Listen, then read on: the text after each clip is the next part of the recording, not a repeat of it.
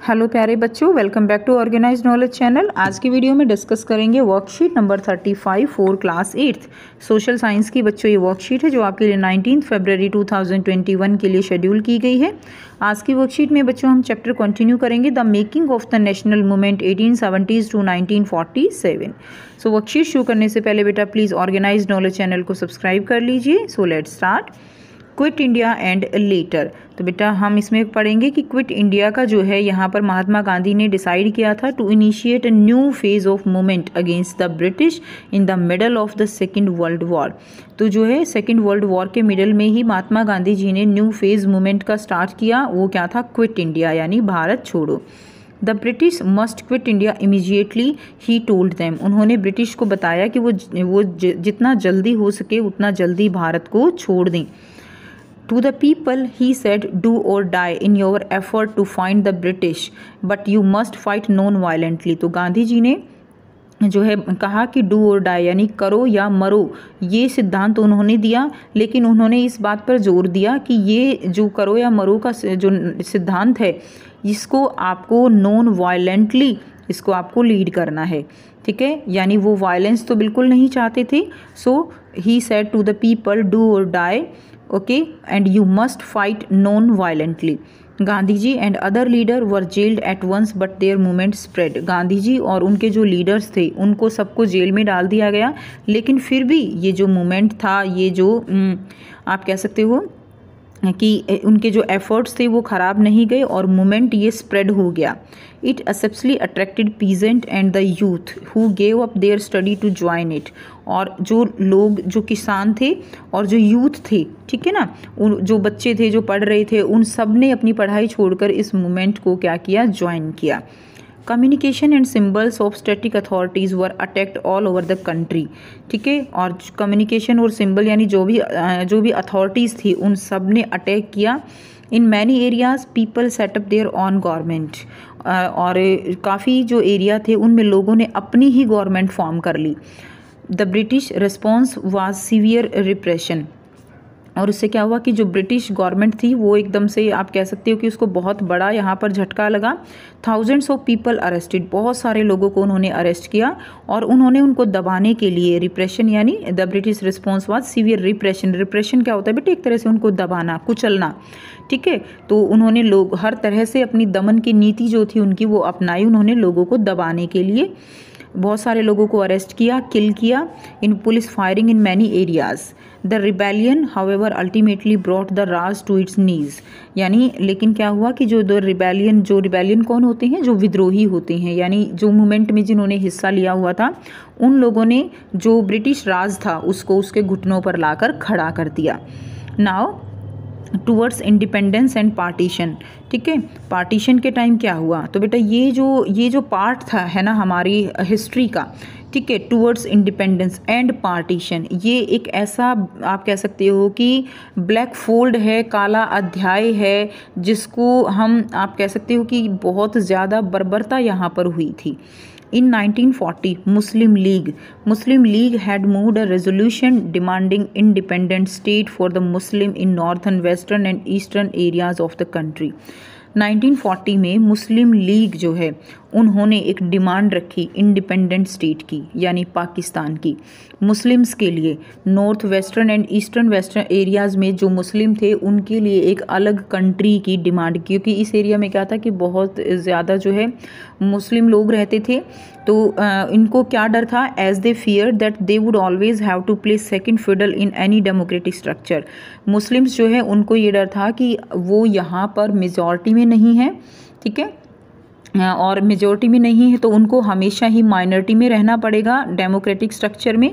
It fear that Muslim में even go unrepresented. उनको ये भी डर था कि उनको जो है कि कहीं उनको रिप्रेजेंट ही ना करें। ठीक है, दे इवन गो अनरिप्रेजेंटेड, यानी उनको कहीं पर कोई अधिकार ही ना मिले। The Congress rejection of the League desire to form a joint Congress League government in the United Provinces इन 1937 ऑल्सो अनॉयड द लीग। इसमें क्या कहा गया है कि 1937 में जो मुस्लिम लीग है वो कांग्रेस के साथ मिलकर कांग्रेस लीग गवर्नमेंट फॉर्म करना चाहती थी, लेकिन कांग्रेस ने इस उनका जो प्रस्ताव था उसको डिनाई कर दिया। इससे भी वो बहुत ज़्यादा गुस्सा हो गए और उन्होंने अलग से पाकिस्तान की मांग कर डाली इन 1940। ठीक है, उसके बाद देखिए क्या हुआ। Election to the provinces were again held in 1946 में जो है प्रोविंसेस में इलेक्शन करवाए गए। The Congress did well in the general constituencies, but general जो है कॉन्स्टिट्यूंसीज में जो कांग्रेस है उसने बहुत अच्छा प्रदर्शन किया, लेकिन league success in the seat reserve for Muslim were spectacular. लेकिन जो मुस्लिम लीग की जो सीट रिज़र्व थी, ठीक है ना, जो मुस्लिम्स एरियाज़ की जो सीट जो जैसे रिज़र्व हो जाती हैं वहाँ पर उनको बहुत अच्छा रिस्पॉन्स मिला। किसको? मुस्लिम लीग को। ठीक है, कांग्रेस का अच्छा प्रदर्शन था लेकिन मुस्लिम लीग को जो रिज़र्व सीट थी मुस्लिम्स की उनके ऊपर बहुत अच्छा रिस्पॉन्स मिला। It persist with its demand for Pakistan, और वो अपनी डिमांड पाकिस्तान की डिमांड के लिए बिल्कुल अडिग रहे। नेक्स्ट है कैबिनेट मिशन। उसके बाद क्या हुआ? कैबिनेट मिशन आया। कैबिनेट मिशन क्या था? In March 1947 the British cabinet sent 3 member mission. तो ये जो है क्या था? एक 3 मेंबर मिशन था, उन्होंने दिल्ली भेजा। किसने? ब्रिटिश ने। ठीक है, ब्रिटिश की तरफ से 3 मेंबर का एक मिशन बनाया गया जिसको कैबिनेट मिशन कहा जाता है। वो दिल्ली आए टू एग्जामिन दिस डिमांड, और जो मुस्लिम लीग जो डिमांड रख रहे थे उसको एग्जामिन करने के लिए, and to suggest a suitable political framework for a free India, और उन्होंने फ्री इंडिया के लिए एक सूटेबल पॉलिटिकल फ्रेमवर्क रखा। यानी उन्होंने ये सजेशन देना चाहा कि जब इंडिया फ्री हो जाएगा तो उनका पॉलिटिकल फ्रेमवर्क यानी राजनीति कैसी रहेगी। This mission suggested that India should remain united and constitute itself a loose federation with some autonomy for Muslim minority areas. So उन्होंने सजेस्ट किया कि इंडिया जो है उसको पार्टीशन नहीं होना चाहिए, वो एक ही रहना चाहिए, यूनाइटेड रहना चाहिए, और जो मुस्लिम माइनॉरिटीज़ एरिया है वहाँ पर एक फेडरेशन जो है उनको एक कुछ राइट्स वो दे दिए जाएं। But it could not get the Congress and the Muslim League to agree to the specific term of the proposal. लेकिन दोनों ही, मुस्लिम लीग ने भी और कांग्रेस ने भी इस प्रस्ताव को ठुकरा दिया। पार्टीशन नाउ बिकम मोर और लेस इनवाइटेबल। अब पार्टीशन जो है वो बिल्कुल होना पक्का था। ठीक है, after the failure of cabinet mission the Muslim league decided on mass agitation for winning it's demand for Pakistan. अब देखिए, कैबिनेट मिशन फेल हो गया, वो जो प्रपोजल था वो किसी ने नहीं माना। उसके बाद मुस्लिम लीग ने पाकिस्तान की डिमांड के लिए जो है मास एजिटेशन का सहारा लिया। ठीक है, लीग ने अनाउंस किया 16 अगस्त 1946 को एज डायरेक्ट एक्शन डे। तो उन्होंने डायरेक्ट एक्शन डे जो है उन्होंने घोषित कर दिया मुस्लिम लीग ने। इससे क्या हुआ? इससे दंगे भड़क गए। On this day riots broke out in Calcutta में बहुत दंगे हो गए, lasting several days resulting in the death of 1000 people, और बहुत सारे लोग मारे गए। तो यही जो है बेटा यहाँ से जो शुरू हुआ ना, यहाँ से इतने लोग मारे गए, इतनी बर्बरता हुई कि बहुत ज़्यादा हुआ। ठीक है, By March 1947, violence spread different part of northern India. मार्च 1947 तक नॉर्दर्न इंडिया के जो है सभी पार्ट्स में वायलेंस स्प्रेड हो गया। Many 100,000 people were killed. ठीक है, हज़ारों लोग मारे गए। And numerous women had to face untold brutalities during the partition, और बहुत सारी लेडीज़ को, जो वुमेन्स थी, औरतें थी, उनको हर तरह के अत्याचार का सामना करना पड़ा। Millions of people were forced to leave their homes turned asunder from their homeland, और बहुत सारे लोग जो है वो अपने घर छोड़ कर जो है बेघर हो गए। They were reduced to being the refuge in alien hand. ठीक है, So the joy of our country independence from British rule came mixed with the pain and violence of partition. तो जो बेटा ये जो फ्रूट हमें मिला है इंडिपेंडेंस का, जो हम आज फ्री हैं, इसके पीछे बहुत सारे लोगों का पेन है और वायलेंस है पार्टीशन का। बहुत सारे असंख्य लोगों की जाने गई हैं इसके लिए।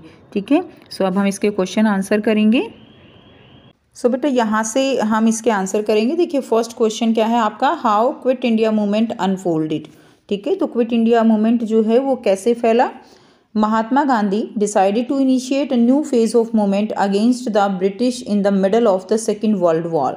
ठीक है, सेकेंड वर्ल्ड वॉर के मिडल में ही महात्मा गांधी जी ने क्या किया, एक मूवमेंट को इनिशिएट किया and the British must quit India immediately. He told them to the people he said do और डाई। तो उन्होंने डू और डाई का स्लोगन दिया, करो या मरो, but you must fight non violently. लोगों को कहा कि नॉन वायलेंटली आपको फाइट करना है। Gandhi ji and other leaders were jailed at once but their movement spread. अब गांधी जी और उनके जो लीडर्स थे उनको तो जेल में डाल दिया, लेकिन जो मूवमेंट है वो एकदम पूरी तरह से फैल गया। ठीक है, तो यहाँ से आप इसको करेंगे। नेक्स्ट क्वेश्चन देखिए, why did Muslim league push for the demand of independent state for the Muslim. Muslim league जो है उन्होंने इंडिपेंडेंट स्टेट पाकिस्तान की मांग जो है मुस्लिम्स के लिए क्यों की थी। सो हमने वर्कशीट में पढ़ा कि उनको डर था कि कहीं जो मुस्लिम्स हैं वो माइनॉरिटी में है तो उनको कोई रिप्रेजेंट जो है उनको रिप्रेजेंट होने का मौका ही कोई ना दे। So as they fear that they would always have to place second fiddle in any democratic structure. तो उनको यही था कि उनको जो है फर्स्ट, जो आप कह सकते हो फर्स्ट फिडल उनको कभी नहीं मिलेगा, हमेशा उनको पीछे रखा जाएगा। And it feared that Muslims may even go unrepresented. ठीक है, तो उनको अनरिप्रेजेंटेड रखा जाएगा, इसीलिए उन्होंने डेमोक्रेटिक जो स्टेट है उसकी मांग की थी। नेक्स्ट देखिए, क्वेश्चन नंबर 3 करेंगे। Why was cabinet mission formed. Cabinet mission जो है वो क्यों फॉर्म हुआ, क्या था, and what were the proposal of it. ठीक है, सो in March 1947, the British cabinet sent a 3-member mission to Delhi to examine this demand. So British जो है उन्होंने 3 मेंबर की एक कमेटी आप कह सकते हो, मिशन जो है वो दिल्ली में भेजा टू एग्जामिन दिस डिमांड। जो डिमांड कर रहे थे, मुस्लिम लीग अलग डिमांड कर रही थी, कांग्रेस अलग डिमांड कर रहे थे। ठीक है, तो उसको एग्जामिन करने के लिए ये टीम भेजी गई थी। And to suggest a suitable political framework for a free India. Political framework को जो है किस तरह से होना चाहिए वो यहाँ पर उसको जज करने के लिए भेजा गया था।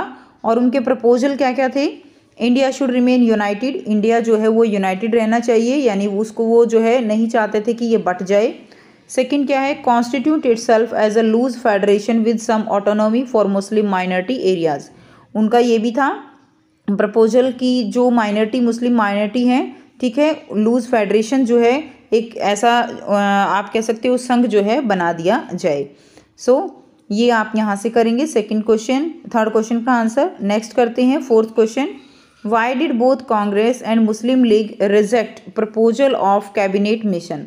तो कांग्रेस और मुस्लिम लीग ने जो कैबिनेट मिशन था उसके प्रपोजल्स को रिजेक्ट कर दिया, क्यों। सो आंसर करेंगे, Gandhi ji wanted an undivided India, Muslim League wanted a separate Pakistan, Congress was against decentralisation. Congress जो है वो डिसेंट्रलाइजेशन के अगेंस्ट थी, वो चाहते थे कि सेंट्रल एक ही जो है गवर्नमेंट होनी चाहिए और इस तरह से बंटना नहीं चाहिए। ठीक है, the Muslim league first approve the plan. Muslim league ने पहले तो प्लान को अप्रूव कर दिया, but when Congress declared that it could change the scheme through it's majority in the constituent assembly they rejected the plan. तो उन्होंने जैसे ही जो कांग्रेस है उसने कहा कि वो अगर मेजॉरिटी में कोई भी इस तरह का फैसला लेते हैं और मेजॉरिटी में होता है तो वो प्लान को चेंज कर सकते हैं। ठीक है, तो इसलिए उन्होंने क्या किया, प्लान को जो है रिजेक्ट कर दिया और कैबिनेट मिशन जो है वो फेल हो गया। सो ये आपके क्वेश्चंस के आंसर हो जाएंगे। एंड ये थी आपकी बच्चों एसएसटी की वर्कशीट। एंड आई होप बेटा आपको वर्कशीट क्लियर है। एंड वीडियो अच्छी लगी तो लाइक कीजिए, शेयर कीजिए, चैनल को सब्सक्राइब कीजिए। And thanks for watching students, have a nice day.